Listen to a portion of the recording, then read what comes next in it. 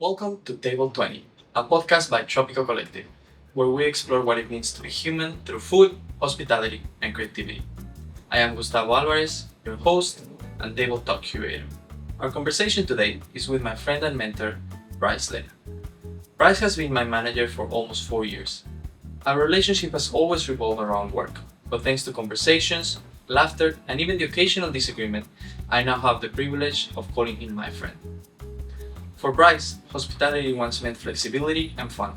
At 20, the thrill of getting paid to be in lively venues around like-minded people felt more like a privilege than a job. Yet, as life moved on, his enthusiasm and leadership plunged him into a 20-plus year career in the industry, one that saw him breaking up fights in dive bars, learning English behind the bar of a Disney hotel, moving to Australia, and now sharing his experience and knowledge with his team in Sydney. From the start of our conversation, one thing becomes clear. While Brice's story has been bumpy, one thing is constant. He thrives in a blend of worlds. As a kid, he balanced Vietnamese, Italian, and French identities. Later, he found peace on the other side of the world. Today, unsurprisingly, he's raising his own culturally rich family, building a home where he was once a stranger.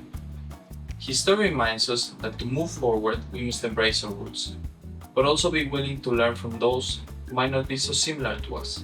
Please take a seat and enjoy.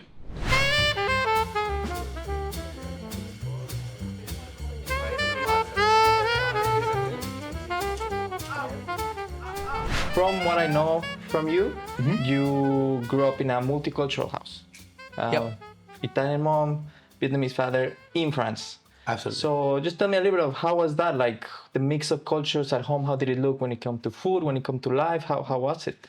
Oh, well, you don't really realize what's going on up until get in contact with your schoolmates, and then you realize that actually my family is a little bit different than the other ones. Yes. But yeah, that was what was originally kind of like because you need to put it back in the context. Like we are early 80s, and at school, the mentalities are a Yeah, bit different different. times, yeah. So at school, you very often could hear, what are you doing here, Chinese?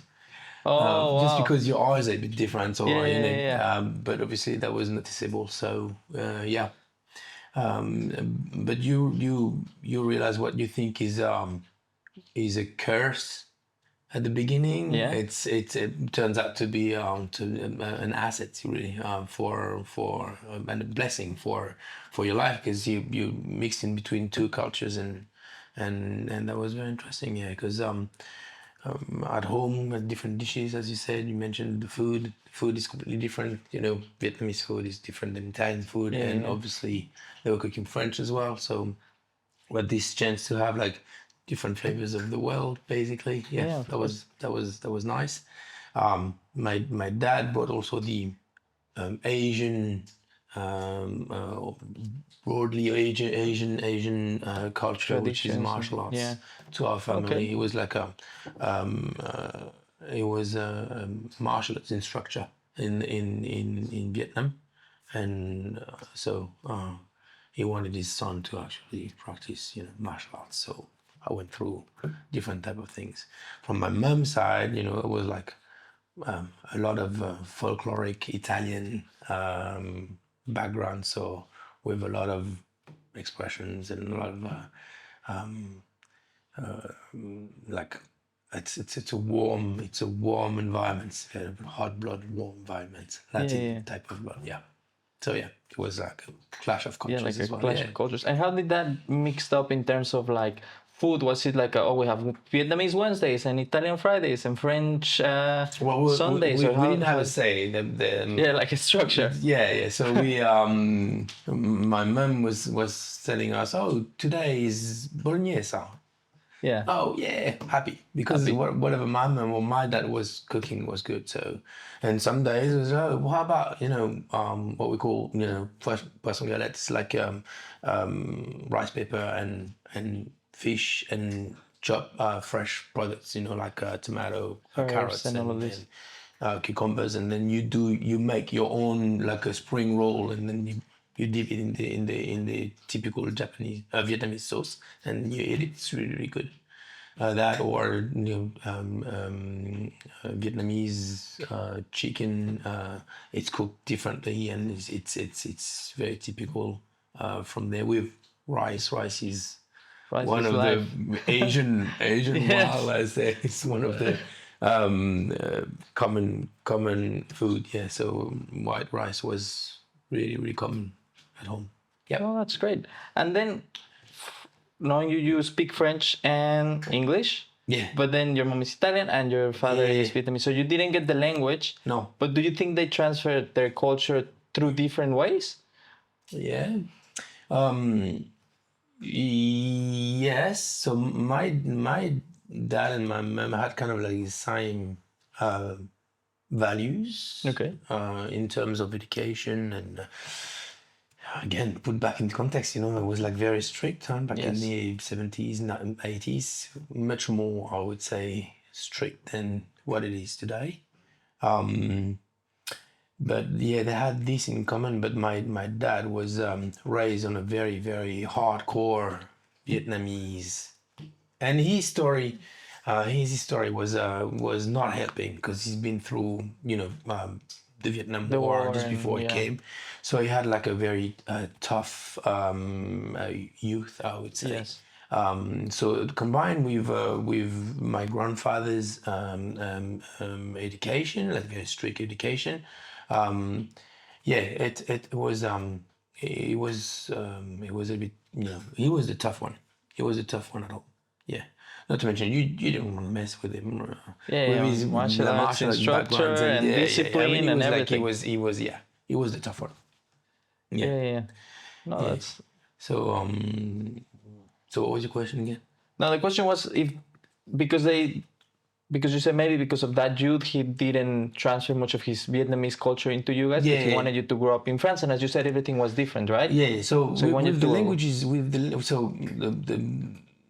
very strict Asian, part. Yeah, definitely. My mom was the softer one. She was a bit more soft, but like I said, the Italian folklore was definitely here. Now, in terms of languages, I'd say my grandparents were very often using the Italian dialects and just words when we were, all, sitting down around the table, playing cards, or just eating dinner. So Yeah. we grow up with a lot of Italian expressions, it's Italian says, with Yes. Italian. So it was part of our family. So whereas my father, once he left Vietnam and the war, he didn't hear about his Vietnamese background anymore. He didn't Yeah. want he didn't bring this part of his life home. So he didn't want to. He was very proud to be French, and the main word at the time was integration. Okay. So he didn't Yeah. want to mess up with that. So for him, it was like, how do you want me to integrate my kids if I, teach them, Vietnamese? Vietnamese In or France this. here, we speak French, and that's it. Okay. So in his mind, it kind of like does make sense that he decided to, just Yeah, speak you French, and speak French, yeah. yeah. No, that does make sense. Now, in this, from what you're telling me, the Italian like values and stuff was very present in your family. Are there any holidays that you remember? Was it Christmas a big thing? Easter a big thing? Any big celebrations at home? It was because of the Catholic Yeah, of course. influence. Yeah. So my grandparents, again, back into context, yeah, my, Yeah, my, everything my was- grandfather was born in 1914, Yeah, and my so- grandma in 1921. So it was more than a century ago, right? Yeah. So they were very much into religion.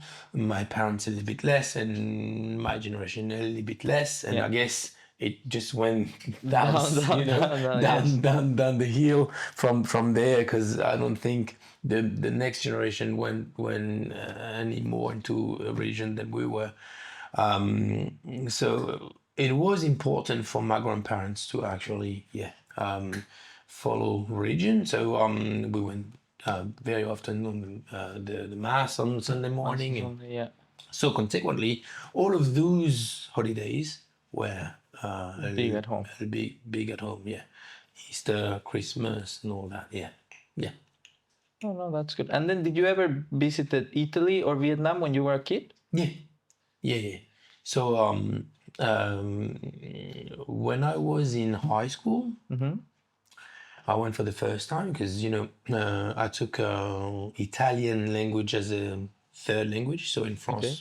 you do have first language is mandatory, either German or English. Okay. So I took English. The second language was actually, if you don't know, Spanish.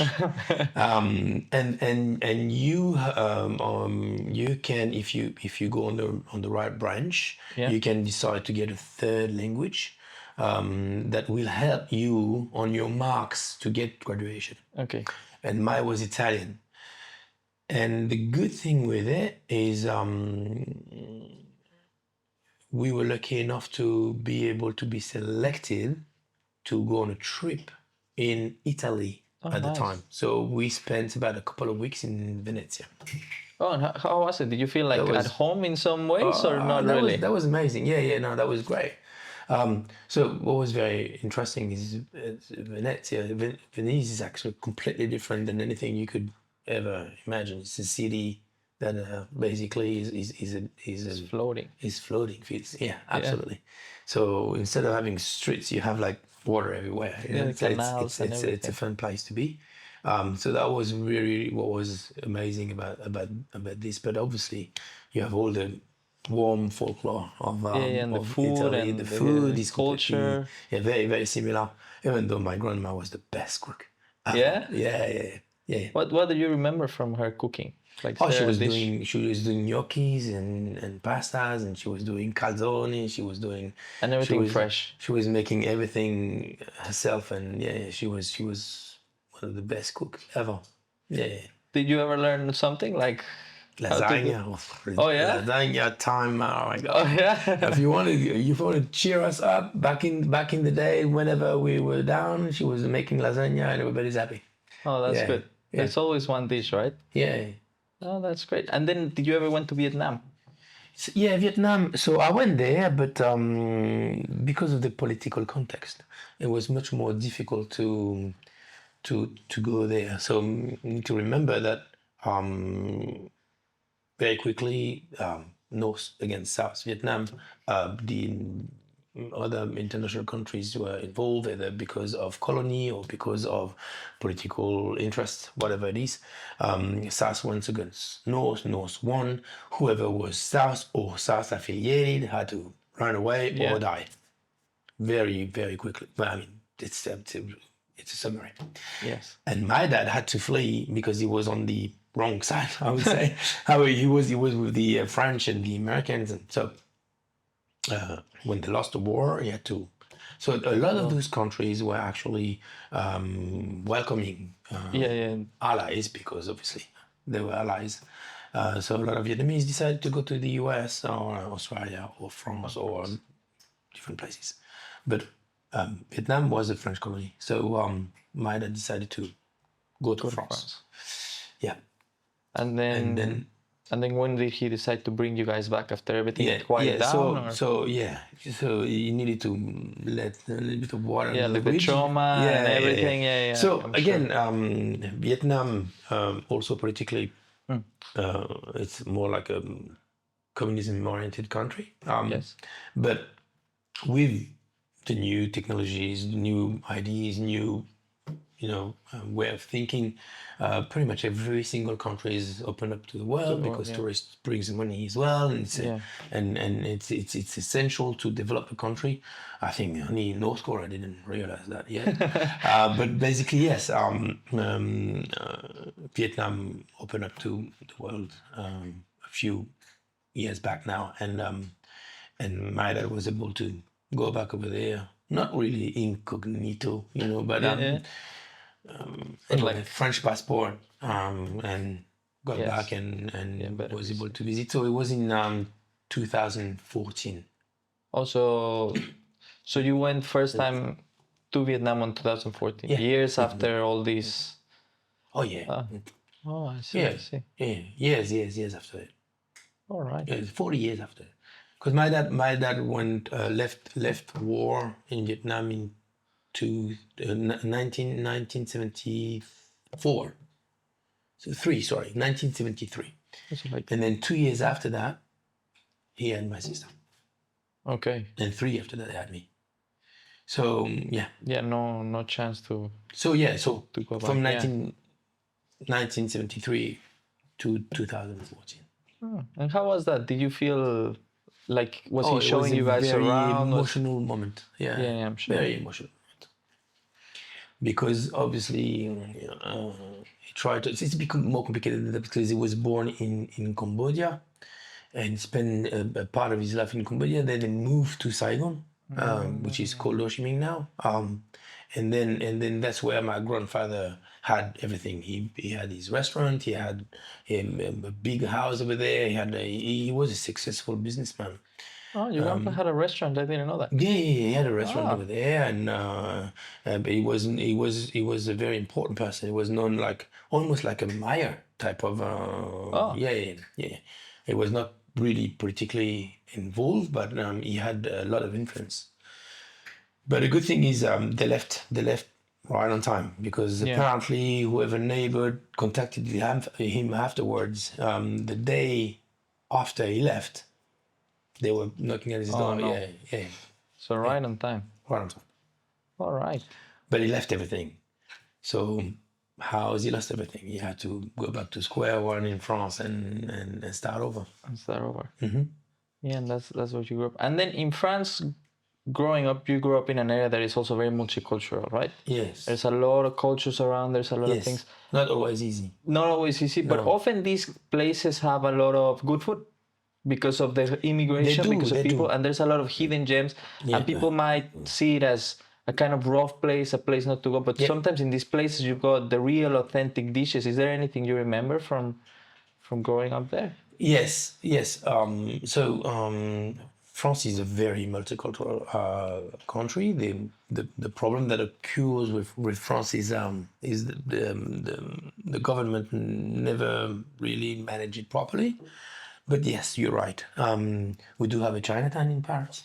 Where I grew up in particular, it's not really a place where there's a lot of activity. It's not like a thrilling and vibrant environment. It's not that. It's more a place where you have a supermarket, not really even a mall, and then towers, buildings around. It's like more to store people there, and people are going to work, mostly in Paris because it's in the big cities. But yeah, that's mostly what's going on. Yeah. That's mostly what's going on. But if you were to go to Paris and there are like thousands of restaurants that are actually from all over the world, really. To summarize and be like a very, very like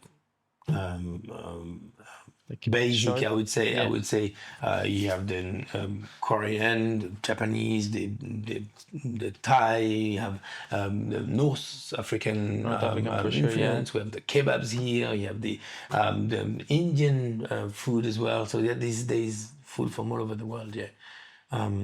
So restaurants, street food a bit less, not too much street food. It's not something that is food is very, very serious in France. You can't really just like if you want to offer food to people, you need to have a restaurant. Really. It's like a proper ritual, right? Sitting down. You don't really see sandwiches in the street or little caravan or dumplings in the street, skewers. Really.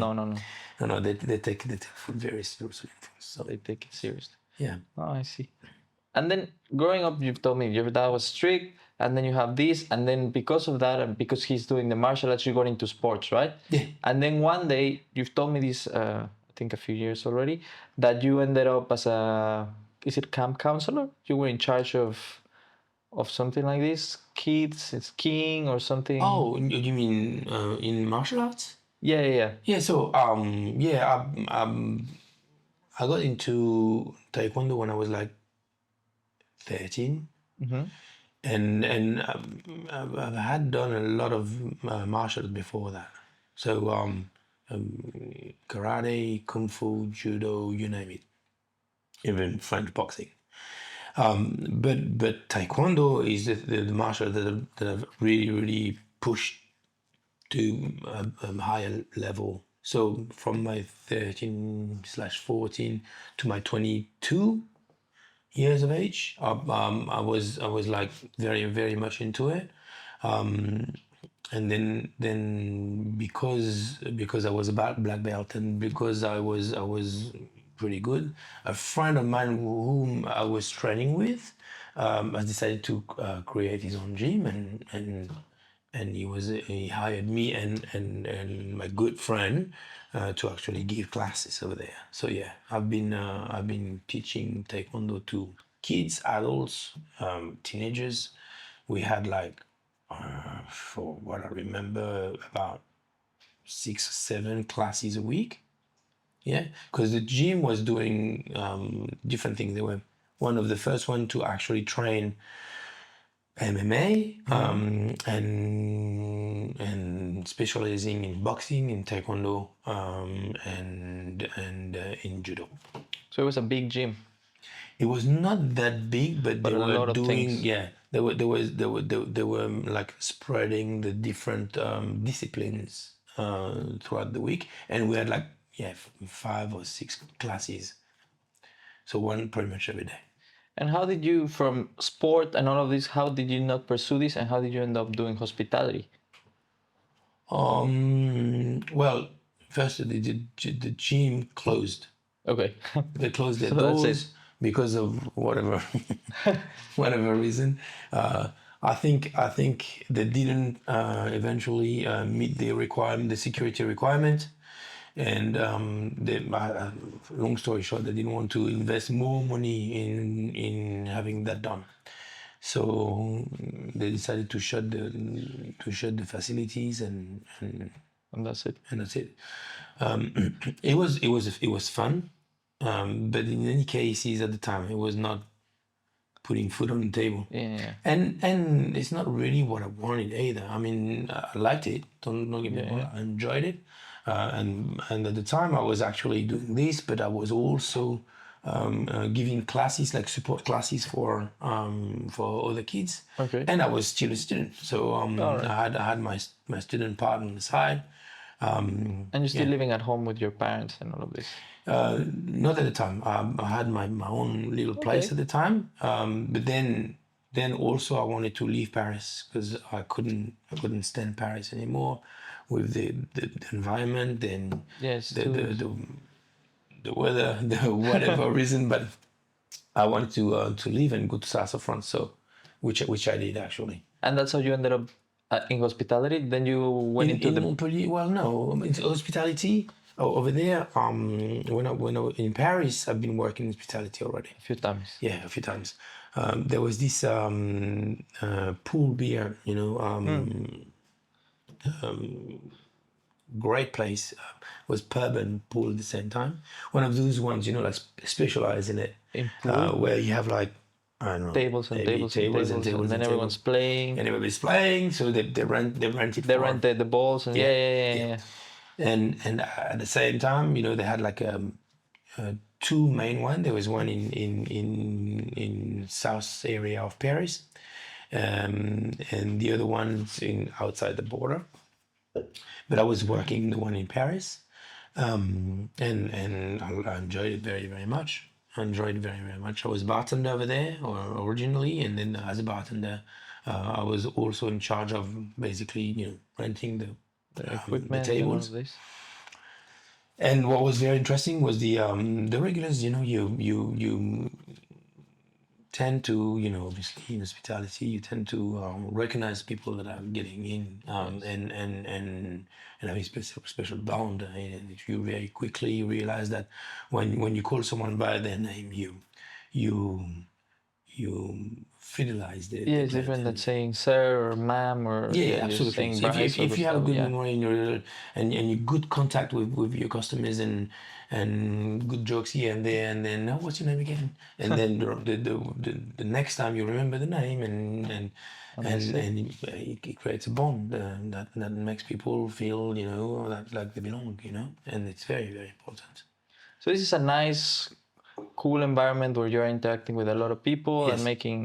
making fun and making friends. But then you've told me that when you went to Montpellier, it was the opposite. It was like a bit of a bar in the middle of a Yes. of a high conflict Oh, yeah. neighborhood. Oh, yeah. And it was intense. It was hectic. It was. Oh, yeah. It was. So this is when you realize that hospitality is very broad. Yeah, it's a It's big only industry. one word, but Yeah.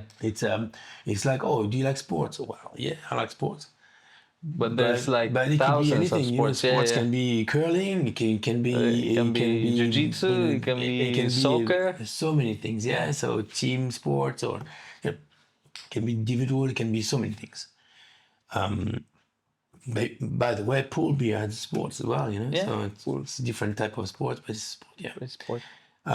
So yes, it's hospitality is so wild. I mean, so you jump from a very safe environment where we had security, bouncer, and we had on Saturday night a DJ coming and people dancing and champagne, and it was kind of like upper class, not you know crazy up. It's not Saint-Tropez, but it's still But quite still. you know good, right?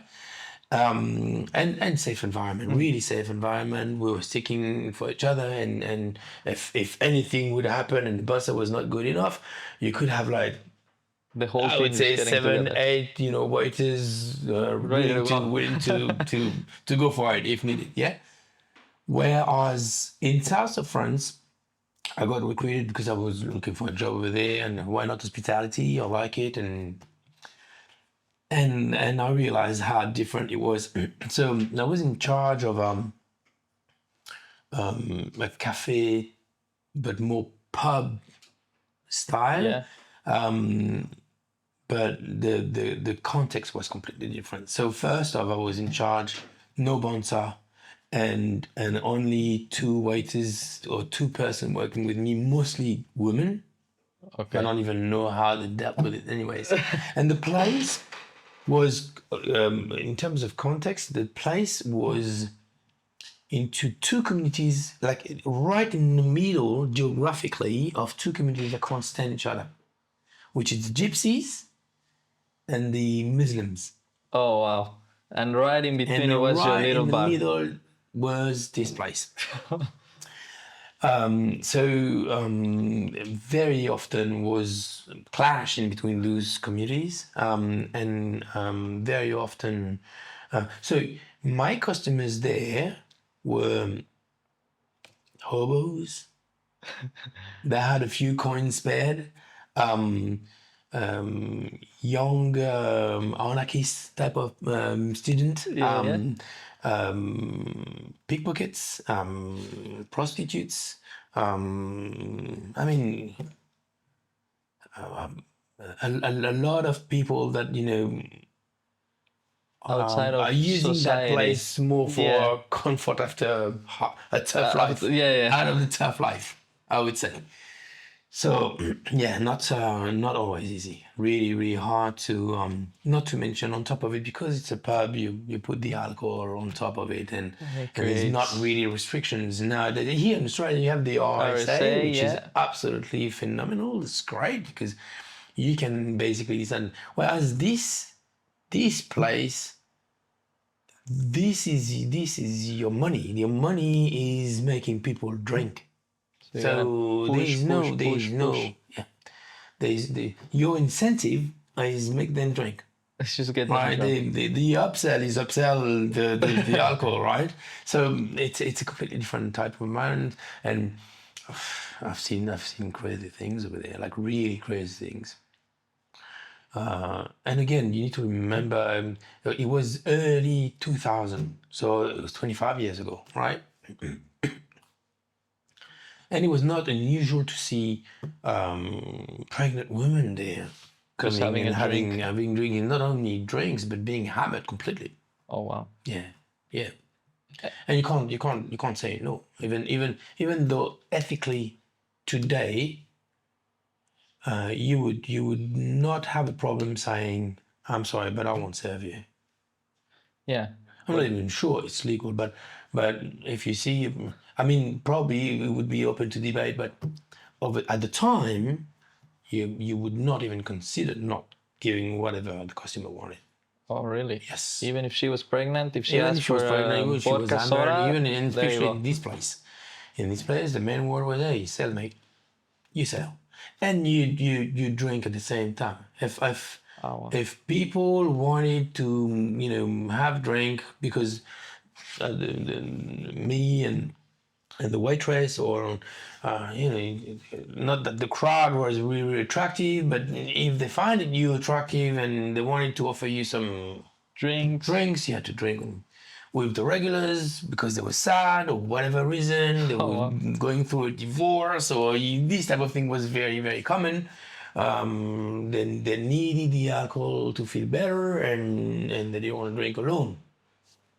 Guess what? So the bartender You has need to to do its drink job. with them. You need to drink with them. You're in the middle of a big fog because everybody's smoking and it's legal at the time. And it's dark, I'm sure. And it's dark and it's loud and you have to drink. You smoke your own cigarette or whatever, and then at the same time, a fight breaks, in the corner over there, and you need to You gotta go go and split it up. and you need to deal with it because they didn't want to. I mean, the owner. There were three owners. They were clashing with each other all the time. classic. Never happy with decision. But they were like having three equal share, so no one could actually take over say, the we're other doing this, decisions. yeah, Anyways, and sometimes it was taking ages to actually put the lock on a security door, for example, and then we got robbed very very often, and it was a big mess. Not to mention they didn't want to put some bouncers, not only because it was expensive, but they were arguably saying that putting a bouncer is Will like create more almost clean fake. Yeah. like a provocation. It was like almost Like a threat. like sparking Yeah. the fire basically. Yeah. Which I understand. So basically, guess upon what shoulder Yeah. all of that was. So I was not only responsible for the place itself, the safety of the customers, Your own safety as my well. own safety, the safety of my staff, the safety of my my products, Yeah. and also obviously the bouncing and all of you this. need to understand diplomacy sometimes, but go give some diplomacy to someone that's sad, drunk, poor, and don't And care, angry, yeah. have nothing to lose. It's not always easy. It's difficult. Really not always easy. There were some few stories where it's still stuck in my mind. Because It could have gone wrong very that's fast. those moments where you realize, what am I doing here? What am I doing? There was this little shop which is we call it épicerie de nuit. So it's one of those late supermarket that you can see here in Australia. So they offer expensive product, but because it's convenient, because it's very late night, if you need some milk, well, you get some milk, right? Yes. And it's very often held by Muslim people. And Muslim doesn't always match either. It's a community that's very, very conflictual as well because they have different background. And we summarize a Moroccan maid don't like a Nigerian maid don't like a Tunisian, and they don't like Egyptians, and you know what I mean. Community, big countries, each other is like they're all Muslim, but they have different ways. Yeah. So I do remember one of my customers, half drunk, debating with my waiter about religion and things like that, because that was the topic at the moment. And at some point wanted to get some cigarettes from next door and didn't have the spare change. Wanted to have it in credits, and the old man just decided that he did not Don't want wanna to give credits him any because he credit. probably would never see his money. money again. And he got angry, drunk and angry, not good cocktail, and then he apparently got out a big machete, and I mean like more like a long knife, and the old man next door was about 70 something. something like this, like very old Like man, already, yeah. and he got stabbed, and he got stabbed here in the wrist, like from side to side, yeah. So the guy flee the place, and the nephew of this old man was a regular in my place. So when we heard that someone came to Yeah, because yeah. neighbors, our business neighbors, we look after each other. Yeah. Whenever there's something, we try to help. But at the time, the nephew of this man was not here, so I had to go over there. I left the place, and I saw the wife of this old man putting some plastic bag to stop The bleeding. I'm the one who's calling the cops and the firefighters, because in France, what you do, you call the firefighters and the cops basically to get some help. So first, actually, call the firefighters because they're the one who provides the first aid, yeah. And they don't want to come. That's how bad the neighbor was, because he said, "Where are you?" I said, "I'm Figueroa. Figueroa is the place in Montpellier." No, we're not coming to call the cops, and then we assist you with the cops. Without cops, we don't come. Yeah, that's how bad it was. I said, "Man, you realize that I'm with an old man that's been stabbed, And he could and bleed. there's blood everywhere. Yeah. Just come, man. No, call the cops. Call So the you had to cops." call the I cops. said, "Please, call also the firefighters because we need help." Literally, actually half an hour after, They finally arrived. arrived. It's completely mental when you think of it. And they provide him with proper assistance. I tourniqueted him for what I do remember from my first head, but that's tourniquet and try to press the poor man. Barely speak French at the time, but he was like holding me. I would always Wow. remember. I would always remember. But this could have happened to anything. The guy was just mad because he couldn't get his packet of cigarettes for free, For free, almost, yeah. you know what I mean? Or even the credits, even if we meant to, reimburse him, who cares? I mean, he was not reluctant to actually stab an old man for nothing, for no reason. Yeah, for Basically, it cigarettes, could have yeah. happened to anyone. And this guy was in my bar, and if he was to get angry in my bar, it could have It could have been you, happened there. yeah. No, so it's such a crazy environment, and it's, from what you're telling me, it's like hectic, and I can see it gets a little bit of the blood boiling in you, Oh which I yeah. understand. No, it was tough. It was It tough. was tough. But then you change this for completely the opposite, which was, I think, Disneyland, which is everything is structured, Yeah. and Disneyland is completely opposite, a perfect place where everything's beautiful, where Well, Disneyland is not a. well, it's this not is a where I'm unicorn going. world. Yeah, no, So this is where I'm absolutely. going. What was the contrast of moving from there to Yeah. this place where it's supposed to be one of the happiest places on planet Earth? Well, first off, with Disneyland, you're the opposite of by yourself. There's That people place, for everybody. I had to take a quick decision by myself about everything. Yeah. All right, so security or managing the restaurant or the stocks or closing up, down, whatever. Whereas Disney, everything is given to you. So there's almost zero. This is almost the army. It's like everything is like that's a mechanic that is well established, and all you got to do is to follow it. You don't need really a brain or your Everything is so you have a superior, and he has a superior, and there's a superior, and there's a superior, and there's a superior, and goes all the way to the top to the hotel manager. But the hierarchy is really, really well established. And when you arrive over there as an employee, so I was hired as a bartender in one of the hotel of Disney. So we were into it was not belonging to Disney in particular, but the thing that you need to understand is even the hotels that was not part of Disney had an agreement on to following the Disney's charts. Okay. So we were under the same strict like Standards. hygiene standards altogether. Hygiene, The way you talk, the way the you. way we talk, the way the opening hours and closing hours, all of those things. Yeah, absolutely. Was it a theme bar? Or was it like a? Yeah, there was a farm. There was a farm. A farm? Yeah, Oh. that was a farm hotel. So we had a few animals there, and the whole environment. That's one of those shots as well.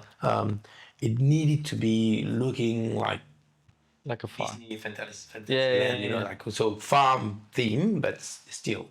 See, if you were to be in the Indian one, you get in there, and that's totally Everything looks Indian like a everywhere, Western, and you have and like yeah. the whole theme is Indian, yeah. But we were farm, yeah, All right. And yeah, great place, but everything was like well established. established. Did you like that better than the craziness of Oh, yeah. having to? Yeah. Yeah, I liked it better because I knew what it was to go to work with a ball in your stomach out of fear because you don't know what can happen to you. You don't know what can happen. It's a weird feeling that you get accustomed to, but it's always here. It's always here. I've been involved in physical altercations on the other job many times that I can't even count. The worst that happened to me is again drunk people that I decided not to serve them because they were causing. Which was the difference, yeah. It was not like give as much as alcohol as you can. You could They stop had the no service. problems if I was to say justify, obviously, but no, that's it, no more. No more. And she threw a glass of water at me. So you just made my point. Thank you. very Well, much. from that to getting stabbed, I prefer the Oh glass yeah, of no, water. huh? absolutely, yeah. There's a comparison. No But then, comparison. where do you think you learn the most about like people and yourself? Because sometimes in those places where like the previous bar where you were in Montpellier, where it's very hectic and stuff, you learn so much about life, about people, as you said. Yeah. And then, Oh, you learn to be tough. but where you think you, and also you've been challenged in many ways. Where you think had more learning opportunities? You think, or was it different learning, or? It was completely different learning. On one way, you learn to be tough, to read people, to react fast and get the right call, because the wrong call can escalate to something worse. You learn to be diplomatic.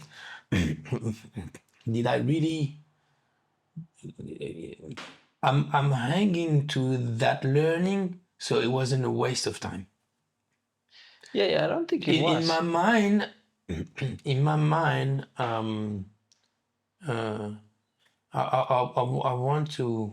want to justify those time spent there by, thanks God, at least I've learned that, right? Yeah.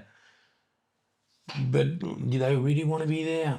No, good. So yeah, you didn't want to be there, but you probably did learn a lot, and it was like Yeah. Whereas in Disney was a completely different type of. This is almost the best school that I've had because of the way it was organized.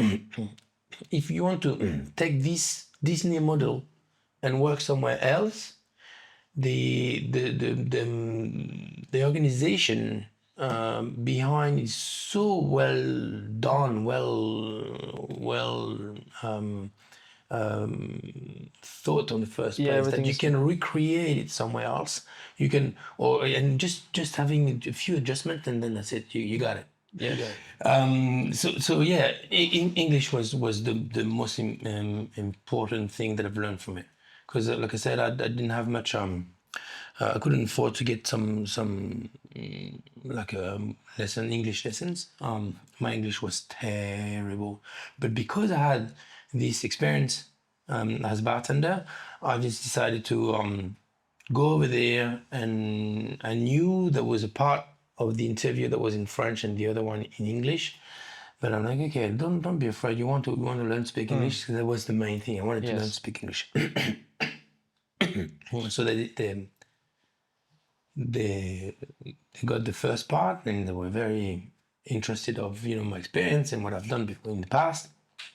When was the English part? They very quickly realized that You I did barely it could my speak own already. English. There was not much left. So that we had a very good contact. I think having a good contact with the person is more important than anything. The first contact, if we in phase, if we feel like there is a good vibe, it can help you to do whatever. And at the end of the interview, the deal was, well, we're interested with your experience. Obviously, the English part is really, really bad, but you would not be by yourself. You'd be with someone, learn, and we sit down in 2 months. Oh, And nice. in 2 months, you need to be fluent. If you're not, the deal is off the table, right? So I had 2 months actually, and speaking to English people or English speakers 8 hours a day, and having, thanks God, someone who actually can help you to improve your English. I was bombarding my colleagues with questions, and I've improved very, very much. No, Yeah. but it worked. I mean, Yeah, your it English worked. is, It is worked. It fantastic. worked. It worked very well. It worked very well. So, as a learning experience, that was the most important for me. No, Most that's great. important. And from there, because I had people from everywhere in the world, I could decide where I wanted to be, because I didn't want to stay in France. I wanted to go abroad. And then you chose here, Australia. And I chose here Australia because I had a few Australian people, and whenever I had like people from abroad, I was asking questions about salaries. How's the country? How's How's the this? country? Is it safe? Is it interesting to live? Is it fun? Is it beautiful? Is it, you name it? All right. So I quickly understood that America was not the most attractive. But Anymore, yeah. England, the weather, safety. Canada, very interesting at first, but the weather cold. And then I had a few Australians, and It seemed like I the was place. convinced. Yeah, Australia looked very, very, very attractive place.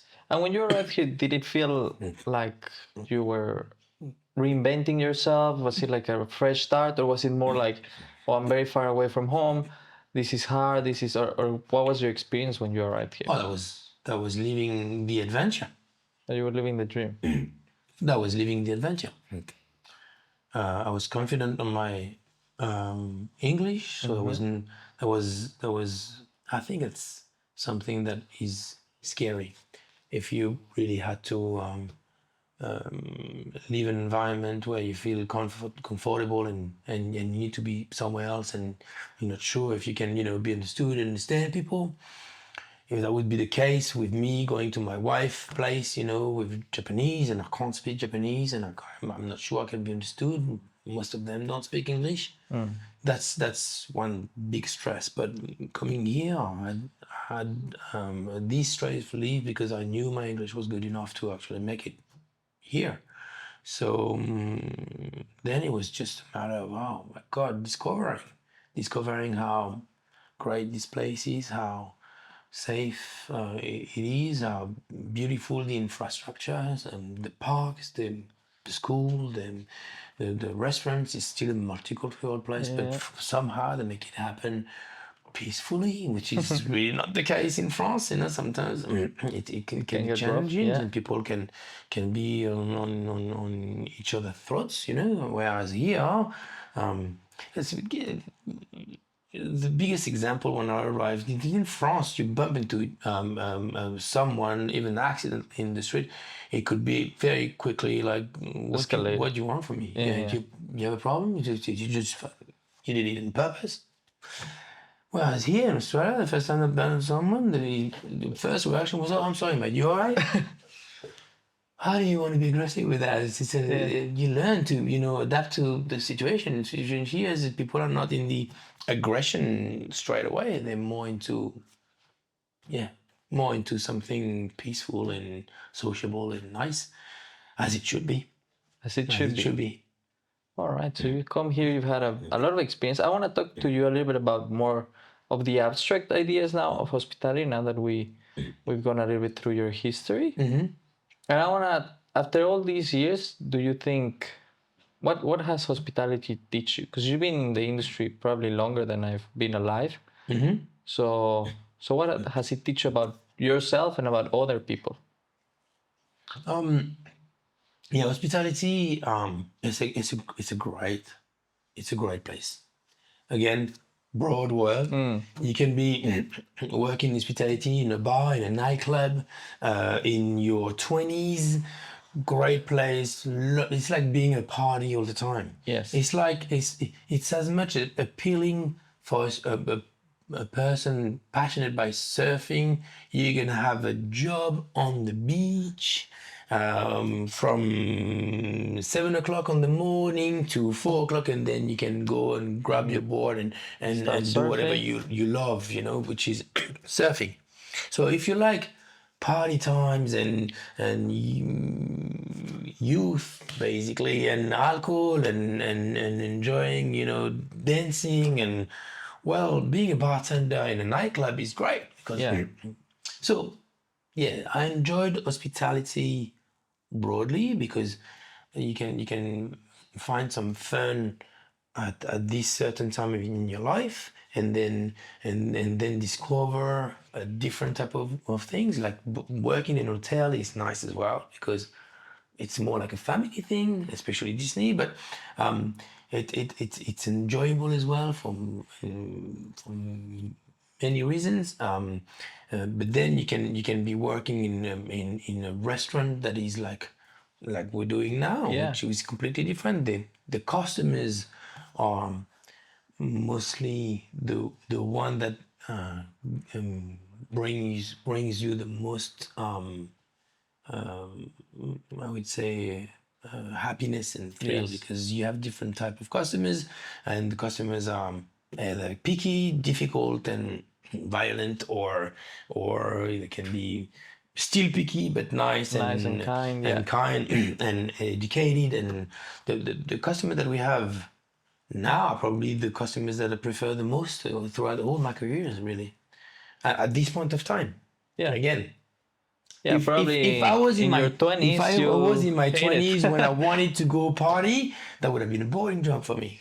A boring job. I would have 100% prefer being a bartender, like super busy with 2 meters of people waiting for a cocktail or a shot, guys, or hot girls. exactly, and we like 5 or 6 guys behind the bar, and we making the show, and we're dancing, we're having fun, with throwing bottles all over the place, and we a little bit like Tom Cruise, right? a little bit of doing flares and this type of young thing. Absolutely.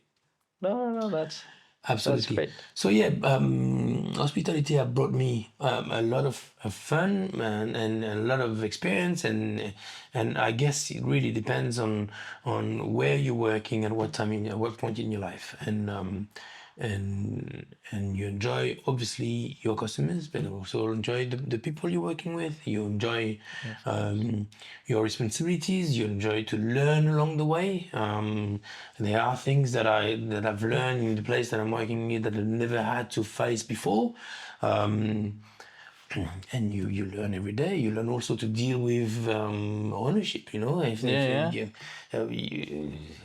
dealing with a restaurant by yourself, or dealing with the hierarchy in Disney, or dealing with the owner of the restaurant that we work With with here now, is completely different things. everything changes. Everything is different. Yeah. And what's one lesson you think that you've learned from each different place? Like from working in this hectic, high conflict environment, then to a super structured hierarchy, to now a relaxed restaurant. It's not that relaxed. Well, not that relaxed, but If I make it look like it's relaxed, good on me, because that's you're exactly making what it I look want like to do. it's But yeah, it's well, the stress in hospitality is no secret. It's here, no matter what you do. In hospitality, you do have stress, either brought by the amount of people that you have to deal with, is very often the case, or conflicts between waiters, or directly or indirectly. The goal that you need to achieve, which is now ownership, or dealing with customers that being unhappy, or recently the kitchen, which was not the case at all in Disney. The kitchen was a completely different department. Never had to deal with that. I was dealing with my customers unhappy because one of the glass was a little bit dirty. But now that in that particular environment, you need to deal with the kitchen as well. Yes. And we, front of the house, are very much dependent of the back of the house, and vice versa.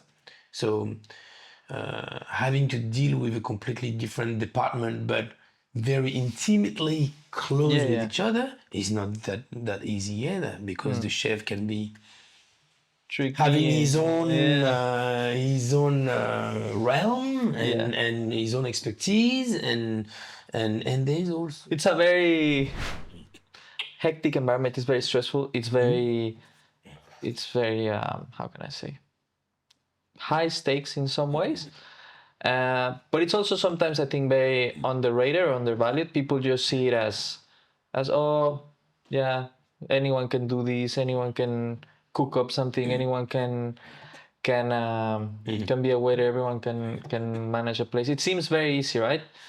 Like from the outside, sometimes I feel like that's the way, and sometimes I feel like it's a little bit undervalued. But there was one time, this is already a few years ago, I think probably 2 or 3, that we were having one of our, on Sundays, usually you and me open up the restaurant, so we have our conversations while we open. And I remember this a lot, this conversation. I think is one of the most remember, we were talking something about people and about customers and about chefs and all of these kind of things. And I remember you said something along the lines of hospitality is how people entertain themselves. And at first, for me, it seemed obvious and a little bit simple.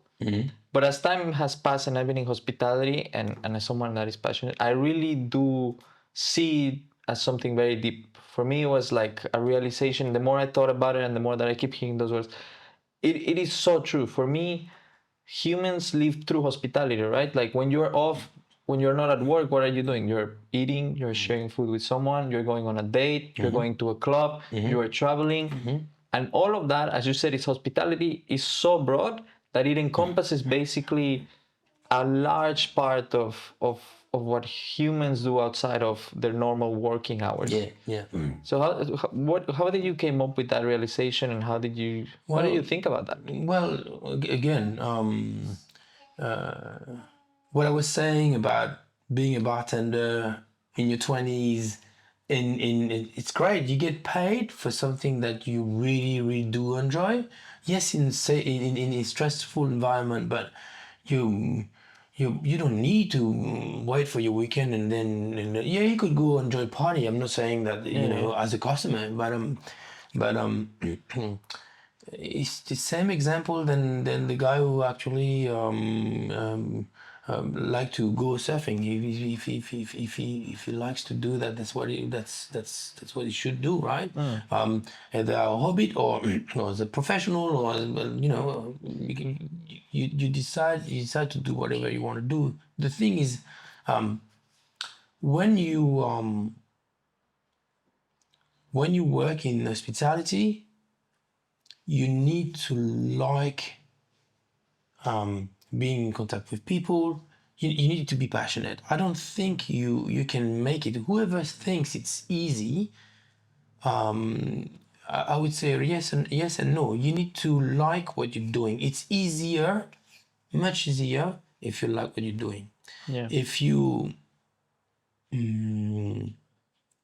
this type of person that likes play video game for hours and not getting out of your house and not enjoying people's contact and not enjoying necessarily joking around and talking different topics, and well, then hospitality is probably not for you. I'm taking the extreme.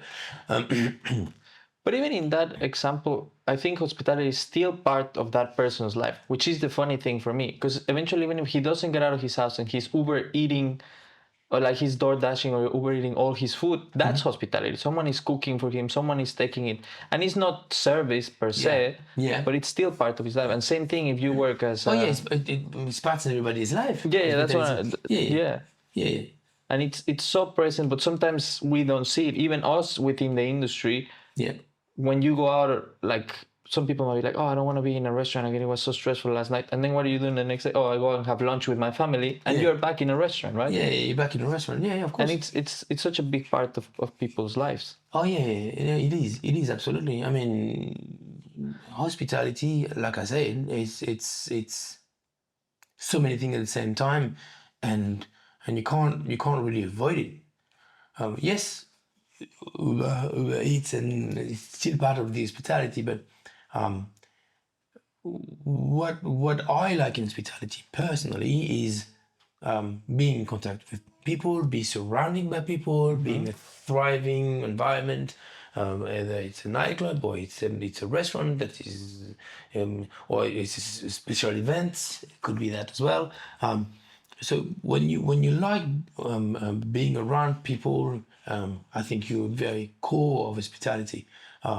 It's part of everybody's life. It's very sad that a lot of people can less and less afford to go to the restaurant because of these other problems, housing problems, and everything.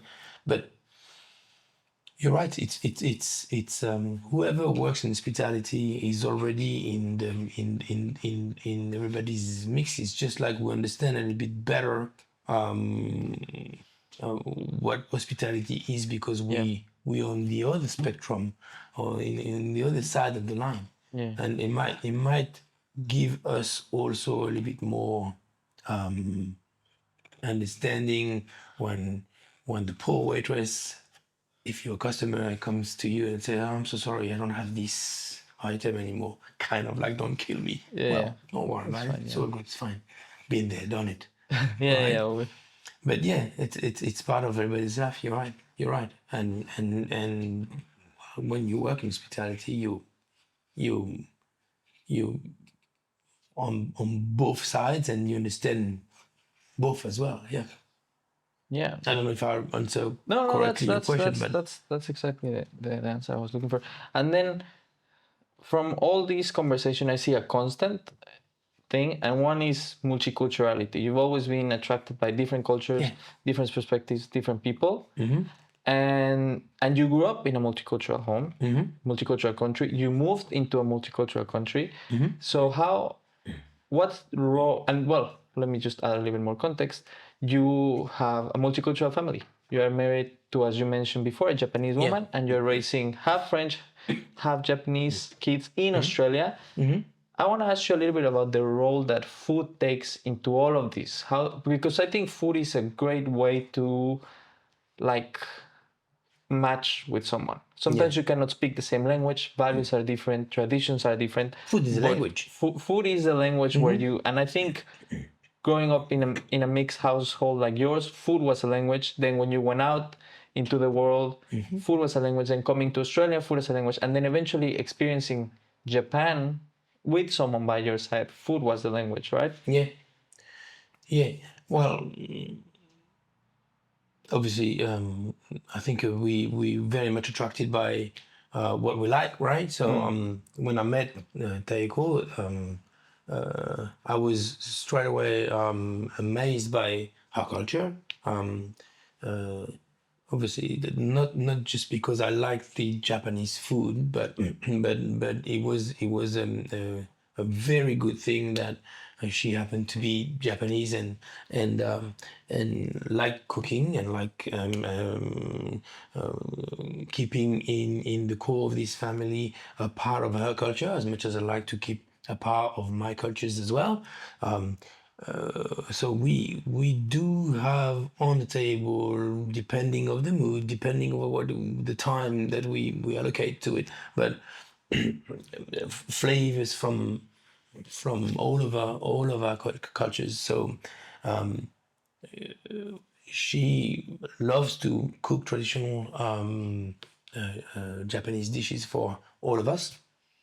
As much as I love to take some time to cook some French or Vietnamese, a little bit Italian, but not that much.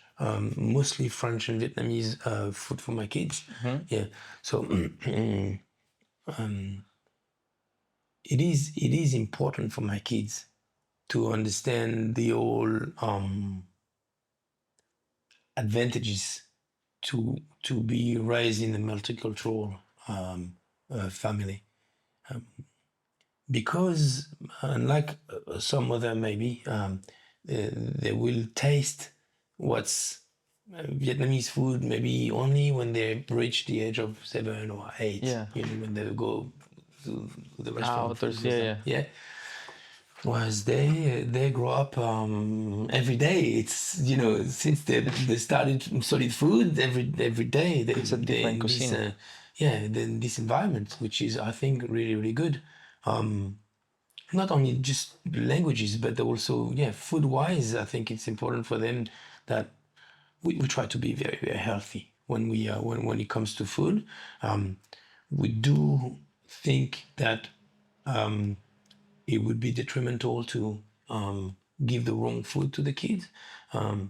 We have this philosophy of showing love is not necessarily giving the kids what they want, but also what we be know that nutritious, is yeah, not yeah. good for them. You're gonna take care so of them, yeah, of course.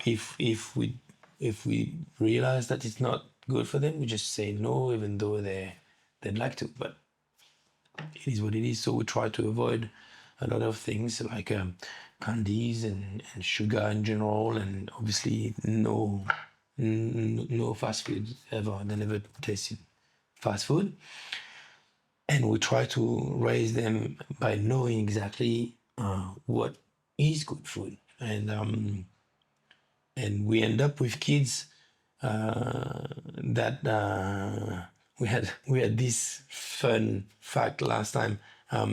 I was telling my son, "You finish your broccoli, otherwise you won't have your tomato."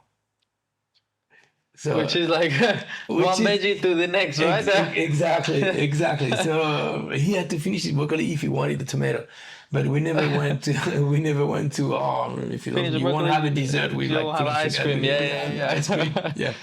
So it's just where do you place the bar?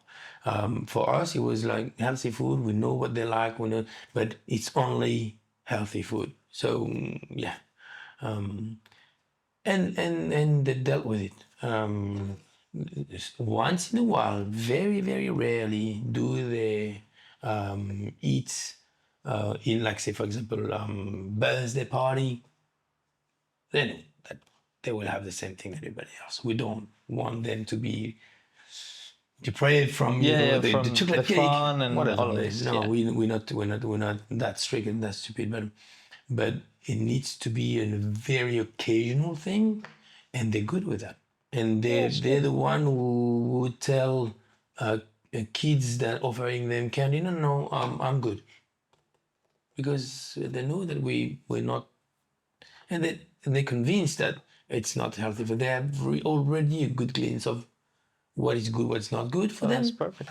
And they apply this simple rule. Well, is it good for my health? Not really. So I'm good.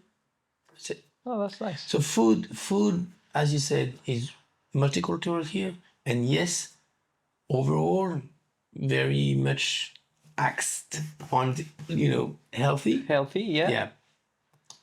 And they taste. They've been tasting They love it. different dishes and they love it. Yeah, different dishes from since they were born, really. No, it's interesting because you also use food as a way to teach them other lessons like discipline, like self-restraint, Oh yeah.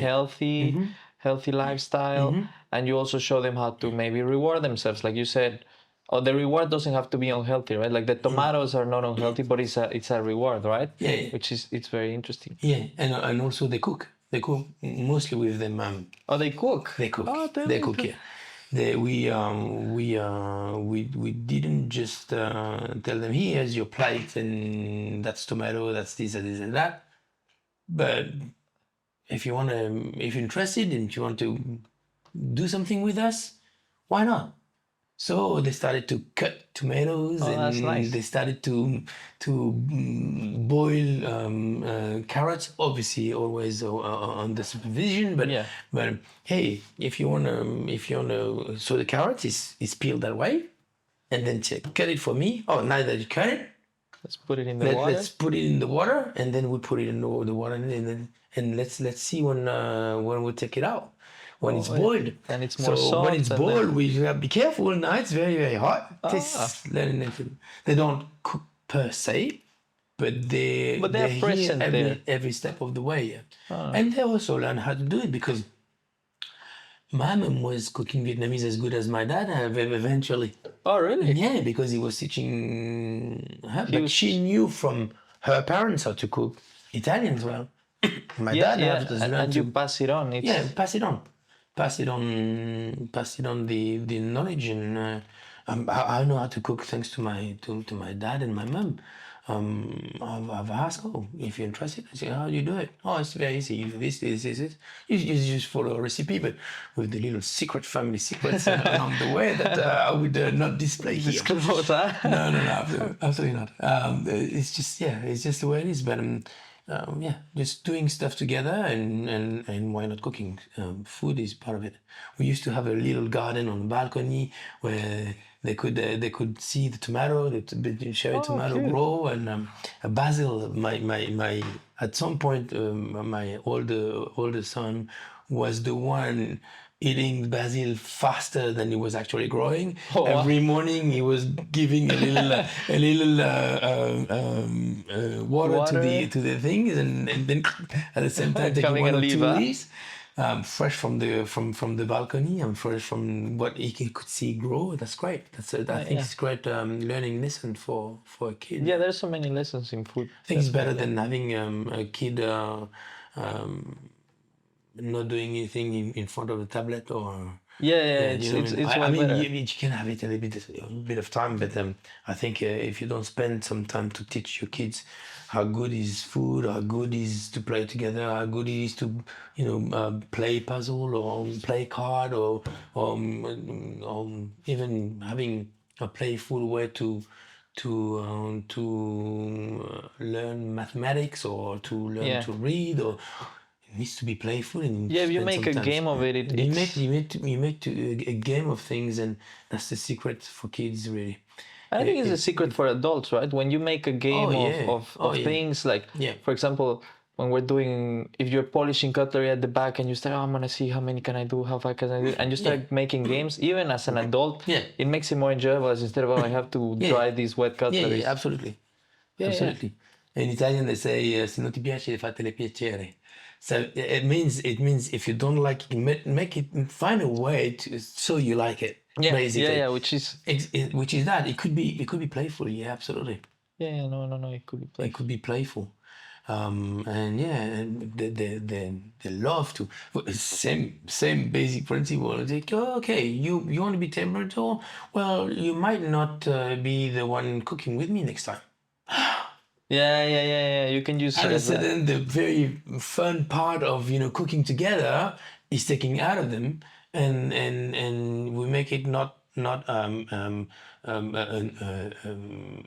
something that is normal to actually, but something like a reward. Really, it's just like yeah, Oh, doing no, that's doing fun. funny stuff together is a nice leverage as well. Yeah, and cooking is so universal, right? It's great. In It's every great. culture, like, well, you've been in with so many different cultures, but even mine, Mexican cooking, food, it's Yeah. every country, it's a part of it, and Yeah, it's an asset in life. it's I an mean, oldest time, right? We've been cooking since oh we yeah, were living in caves, oh right? yeah, oh yeah, and also it's one of those moments where yes, it's important whatever you learn at school, but you learn so many things that you will never ever use ever again. As in, of course, I mean, depending what you're doing for a living, but I know how many times most of the people had to use geometry in Yeah. day-to-day basis, whereas when you learn to cook or to grow stuff on, this is something that you will very much be inclined to reuse, a skill Yeah. that you will be inclined to reuse throughout your life. So yeah, I think cooking is one of those. Absolutely. No, yeah, cooking food is very important. Now, just to close it off with a question, a little bit of for reflection, because after all this time, after all the career, after all the stressful shifts, after all the arguments with the kitchen and the back and forths, Yeah. at the end we'll just wanna have a good time. So I just wanna ask you to close off. What is Brice's perfect day off? And I want you to describe it as detailed as you can. Who is there? What are you eating? What does it smell like? Where are you? What's the weather like? Perfect day off. Oh my It doesn't God. have to be like something like, oh, I'm super fancy, but What can it be? it can be just All go right. crazy. So my perfect day off would be family friend day. A little bit organized, but not crazy too much. Possibly nice weather. Yeah. So family, obviously, my two sons and my wife here. Friends, maybe colleagues. Could be. Let's do it. Let's do it. Not necessarily a big amount, but a quality amount. And then something organized, like roughly a bit of a picnic somehow, Yeah. or something a little bit fun, like we often talk about having like a boat. Boat day. Yeah, a boat reserve somewhere. Doesn't need to be a fancy one, but we all go over there. I'm very much into simple pleasure. Nice food, nice company, nice weather, nice environment, and I'm happy. That's I'm it. happy. Could go over there on a very a different environment, in the middle of the sea. Everybody stood up and jump in the water, and then come back having a nice fresh drink and a nice barbecue with maybe a Mexican influence. Taste it. That's a seasoned tacos, Mexican wine. guacamole, yeah. Actually, Salsa, check my food. Yeah. Is the typical way to do it. Japanese skewer or whatever. Exactly. Japanese skewer, and we all taste different type of cultural dishes, and we all have fun, and the kids are here. They're having the time of their life. We take a few photos, and then we go back and we have a day full of memory, good memories. That would be my perfect day off. Yeah. Awesome. I love it. Thank you so much, Brice. It was a great Thank you for having conversation. me. I loved it, and this was Loved it as well. Enjoyed this it was very much. great. Thank you so much. Thank you.